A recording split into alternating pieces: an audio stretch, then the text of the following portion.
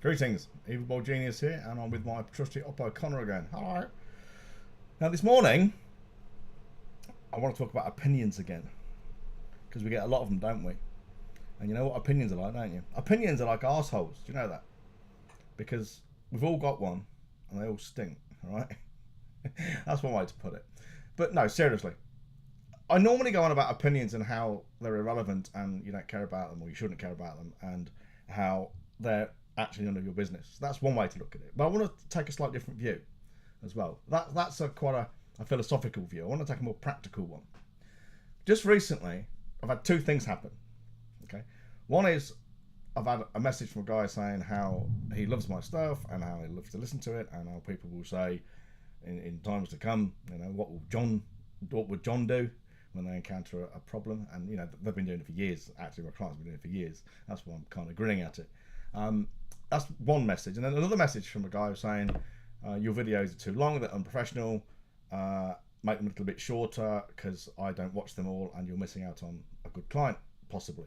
And you know, my reply to that was, what did he say? I'm probably missing out on some good stuff here and you're missing out on a good client. And I said, yes, you're quite probably right, you are missing out. And I left it at that. There's no point in going into it any deeper. Now, the important thing here is I've got two people effectively saying opposing things. Now, they cannot both be objectively true at the same time. I can't be right and wrong at the same time. Like a light switch is either on or off. Okay. I know it's not that clear cut in this case, but the principle is the same. The principle is I cannot be doing the right thing and also the wrong thing. What I'm actually doing is the right thing for some people and the wrong thing for others. But we as human beings are hardwired to focus on the negative and the bad. It's you know, our ability to form judgment is not actually very good, right? We are skewed. Our observational skills are skewed. Our memory's skewed. Our feelings are skewed. So what we tend to do is we notice what we call false positives. We notice things which I'd say dangerous or against us when they're not actually there, because that's safer than missing something that is against us and dangerous and actually is there. Okay. So we tend to focus on bad news. We notice it, we remember it. So we can have 100 people say nice things about us. You know, a woman could walk into a ball and be complimented on her hair, her looks, her shoes, her dress, everything, and have one person say, "You're looking a bit frumpy tonight, love." And the one person she'll remember, the one person that will send her crying into the bathroom, is the bloke who says you look a bit frumpy. I mean, I would never say that about a woman, honestly. Would I? All right, I might do for a laugh. But seriously, we will notice these things that are against us. We'll notice bad news. So we focus, you know, we only have to have one person say something nasty like, your videos are too long, they're too boring, I don't like them, I want you to make them shorter. And never mind everyone else who's saying how great they are. But we do that, and it doesn't make any sense.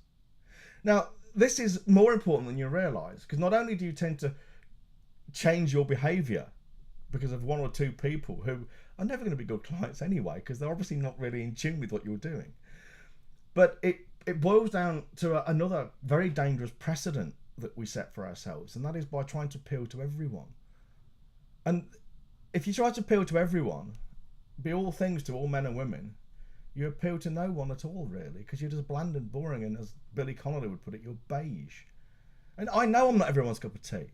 I'm deliberately not everyone's cup of tea. Or let me be clearer.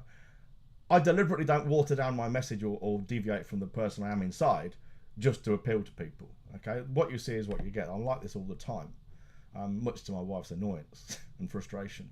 But this is me, and you know, I don't pretend to be anything else. And I do that deliberately, even though I don't actually do what I do deliberately, if that makes sense. But you know, by being yourself, by being authentic and standing for things and having a spine and courage, and not worrying about the one or two people or even the many people who don't like what you're doing, and instead of focusing on those who do like what you're doing, those who say yes instead of those who say no, you do yourself a huge disservice. Now, this is partly what Connor and I are doing. Yeah, you. This is partly what Connor and I are doing with the Ground Zero initiative.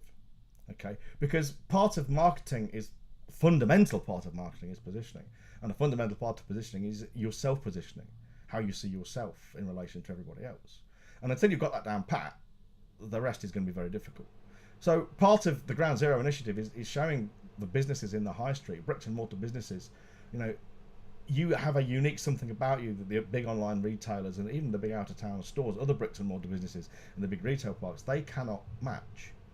Okay, so if you're, say, a PC seller or fixer-upper and you're competing with the likes of PC World, you ain't going to compete on price. But you can compete with something else, the unique things about you. But they will only count for anything if you are brave and you are courageous and you put yourself out there and you ignore your many detractors and those who don't know what you're doing and instead focus upon those who do. All right, bit of a philosophical pep talk there from us, wasn't it? It was.